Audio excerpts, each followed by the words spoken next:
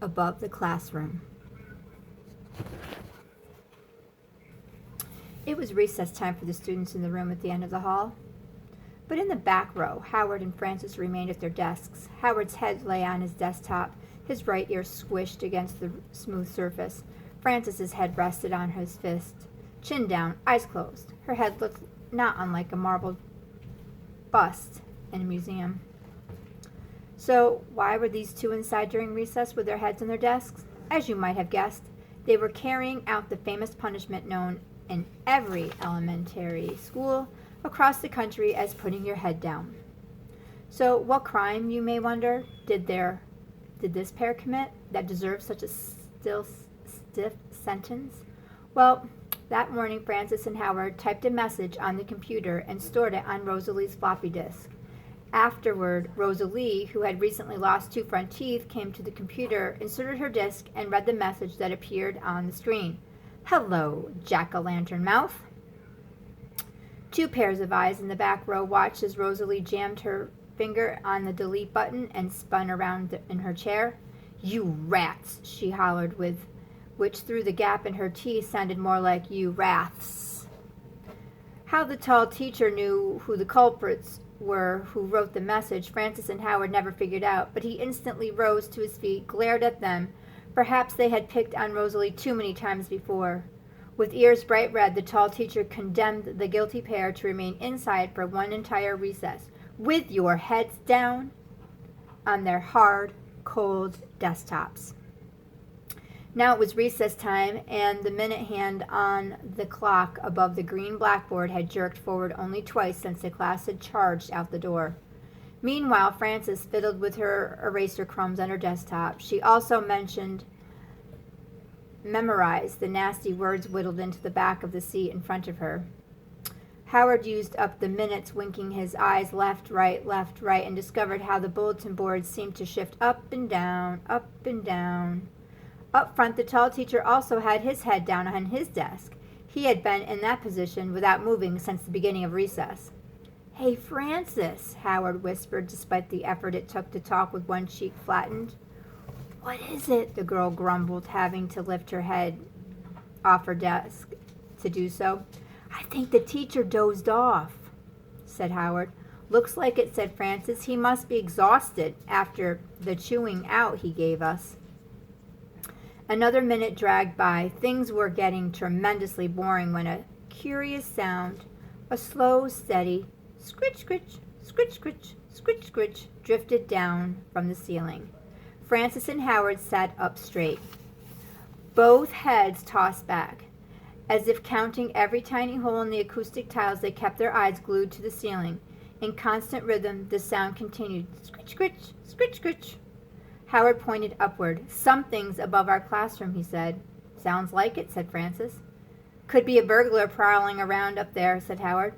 "Or worse, could be some wild animal planning to pounce upon a helpless kindergartner," said Frances.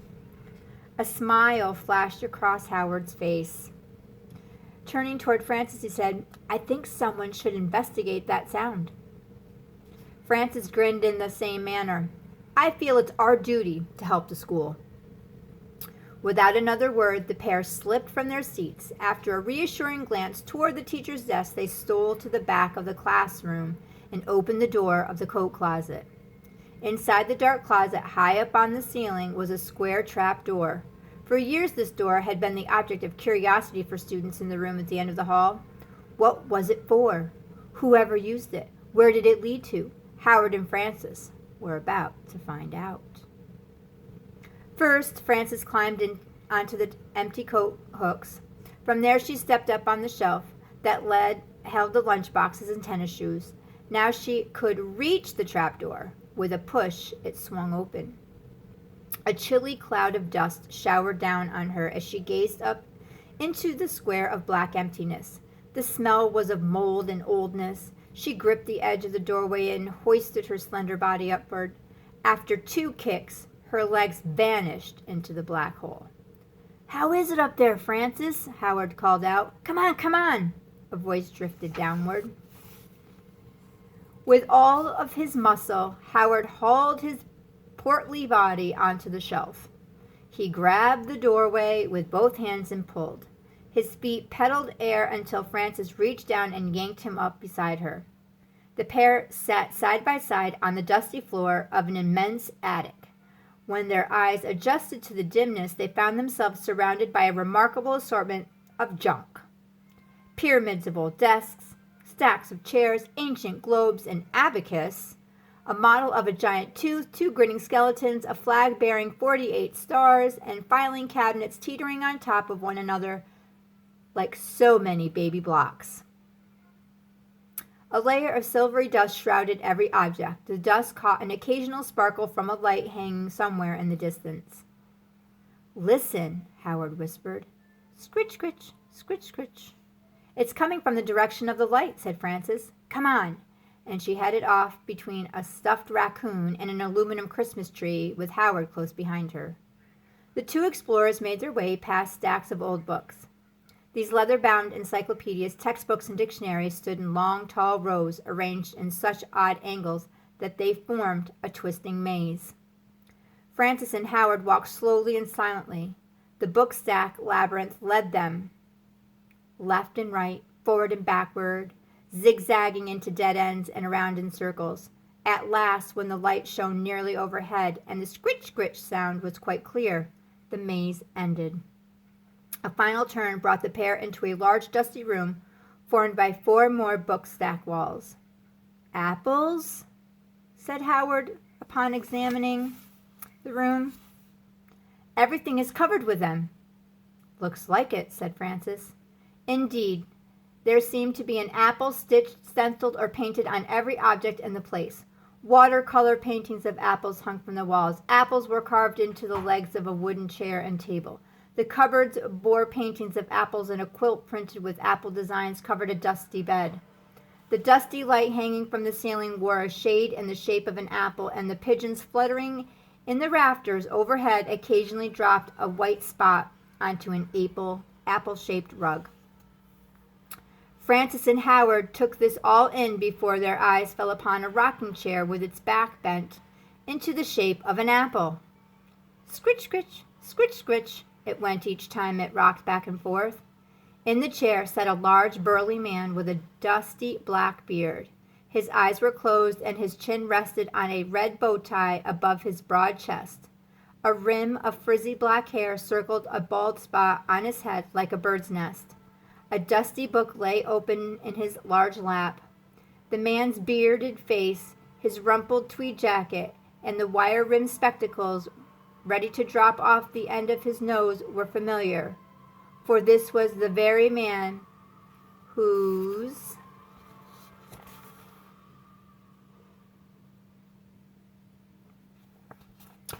picture hung above the doorway of W.T. Mellon Elementary School. "It's Walter T. Mellon," Howard whispered. "W.T. Mellon himself." "It looks like him," said Frances, "but I thought he was dead or something." The man's eyes opened. He raised his head and pushed back his spectacles with a finger. Noticing the visitors, he smiled through his whiskers. "Ah, wonderful ones," he said. "What took you so long to get here?"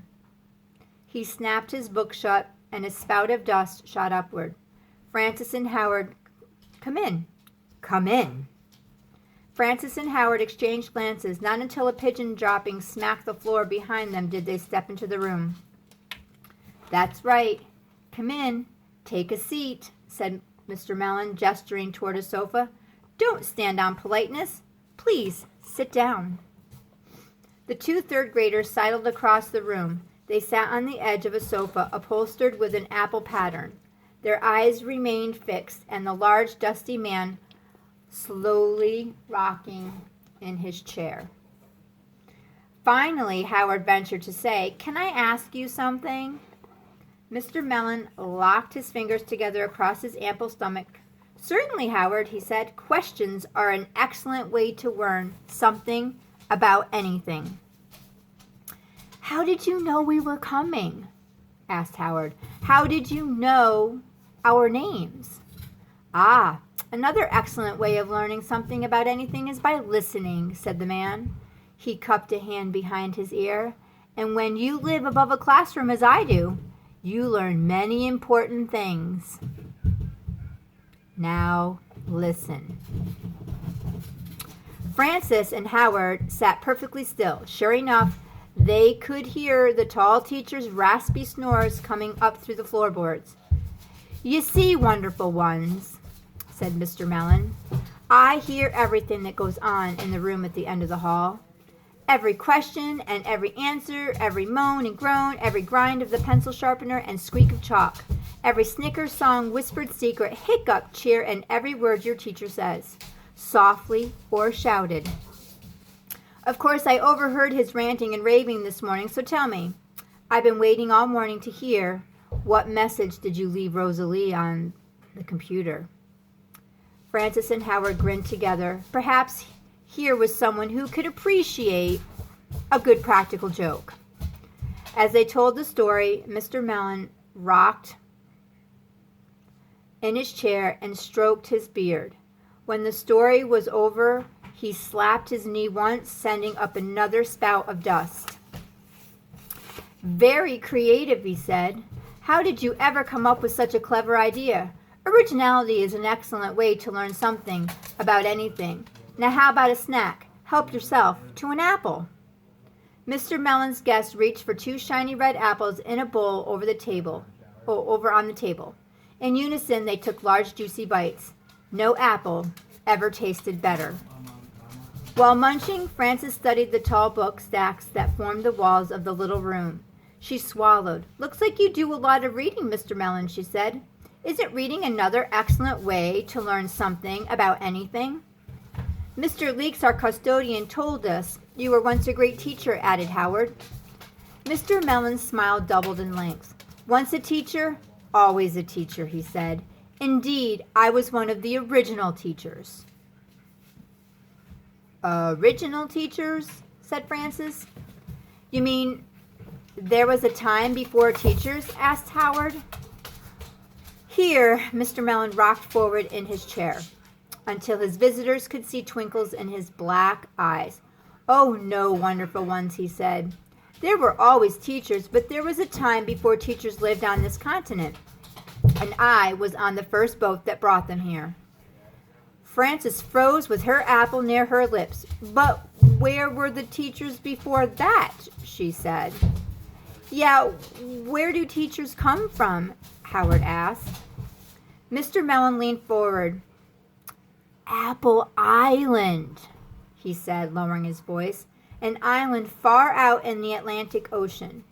Even the most clever satellites in space have yet to detect our island. A thick layer of chalk dust shrouds it most of the year. Frances and Howard again bit into their apples at the same time. They looked at the burly man with eyes that said, Go on, go on. Now, I'm sorry to tell you, for centuries, Apple Island was divided between the teachers in the north and the teachers in the south. Mr. Mellon continued, the south, you might be interested to learn, is where only crab apples grow. That's where the crabby teachers come from. I lived in the north, filled with marvelous meadows, splendid coffee plantations, and orchards of these delicious apples you are eating. But why did you leave? Asked Howard. Sounds like a wonderful place, said Frances. Mr. Mellon's smile disappeared. The northern teachers and the southern teachers had a squabble, he said solemnly. Not unlike some of the squabbles I hear down below in the room at the end of the hall. Neither side would give in. Neither side would say they were sorry. Not even our leader, Prince Apple, who lived in the office palace at the foot of Chalk Mountain, could solve this dispute. So the northern teachers built an ark and left. And you sailed to America, said Frances, and built schools, said Howard. Precisely, wonderful one, said Mr. Mellon. And we built classrooms in the fashion of our former houses. And next to each school, we built a miniature version of the grand playground that ran for miles across Apple Island. Frances and Howard champed on their apples, and they tried to picture a mile-long playground. A splatter of pigeon droppings woke them from their daydreams. But what are you doing up here? Said Frances. Why do you live above our classroom? Asked Howard. It's time to show you something, said Mr. Mellon. Here the man rose to his feet and stepped over to a dusty shelf on the back wall. He picked up a large vial filled with purple smoke. When he pulled off the stopper, Francis and Howard caught the scent of something familiar. The aroma of a classroom on a Monday morning, part janitor floor wax, part magic marker, part smelly tennis shoe. Voila, said Mr. Mellon, swirling the glass container. The purple smoke spun like a tornado. See? See what's in there? Amidst the smoke, Francis and Howard saw images of numbers and letters all whirling madly around the vial. What's it for? Said Francis.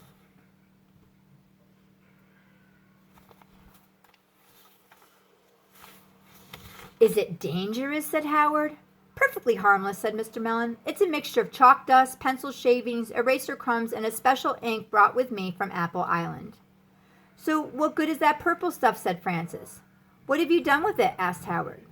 The burly man paced the room from one book wall to another, swirling his vial. I sprinkled this elixir in every school in the world, he said. My formula is what makes a classroom an extra marvelous place. After all, if boys and girls are made to spend 180 days a year in them, shouldn't classrooms be the most wonderful of places? I've been in classrooms since kindergarten and never found anything special about them, said Francis. Me neither, said Howard. Oh, wonderful ones, said Mr. Mellon. Has your teacher ever called on you to answer a tricky math problem and suddenly you hear the answer from somewhere in the back of the room? I suppose, Francis admitted. And did you ever forget to do your homework and that turns out to be the day your teacher is absent? Yeah, once, said Howard. Mr. Mellon slapped the side of his pants, causing more dust clouds. That is my Apple Island potion at work, he said. But of course those are simple tricks. My latest formula here in this vial is much stronger, new and improved. In fact, this latest potion is still being tested in my laboratory. Howard gave the room a quick once-over. This is your laboratory? He said as a white pigeon dropping fell near his feet. Doesn't look like it, said Francis. But my laboratory isn't here. It's down below. My laboratory is your classroom. The room at the end of the hall. That's where my strongest elixir is tested. Before Howard and Francis had a chance to ask what Walter T. Mellon meant by this, the dusty man stopped his pacing and held a finger to his lips. From below came the stomping of shoes and the sound of muffled voices. Recess is over, said Francis. Our class is coming in. We have to get out of here, whispered Howard. How quickly recess time can pass, said Mr. Mellon, returning to his rocker. I've enjoyed our talk, wonderful ones. A good conversation is an excellent way to learn something about anything. Like two frightened mice, Francis and Howard darted from the room and through the book maze. At the trap door, they peered down into the coat closet. Directly below them, Rosalie was hanging up her jacket. She left the closet unaware of the two pairs of legs dangling over her head. The instant the closet door closed, two bodies fell to the floor, landing in a jumbled pile of legs and arms. Howard rose to his feet, slapping the dust off his pants. Now we're in for it, he said. Looks like it, said Francis. Just wait until the teacher catches us coming from out of here. Upon emerging from the closet, however, the pair found the class sitting quietly at their seats. Up front, the tall teacher's head remained on his desk. His snores filled the classroom. Francis and Howard smiled at each other. Without a word, they raced to the computer. They found Rosalie's floppy disk and inserted it into the disk drive. What should we write this time? Asked Francis. Howard pointed to the ceiling. Do you believe it? All that stuff Mr. Mellon told us up there, he asked.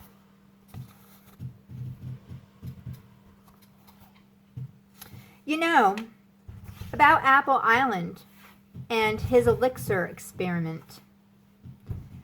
Not a chance, said Francis. He was just a batty old man who has been up with the pigeons too long. As she spoke, the computer screen flashed. Francis and Howard shot back into their chairs. They gawked at the large words appearing on the screen. Thanks for the visit. Come again soon. W.T. Mellon. The end.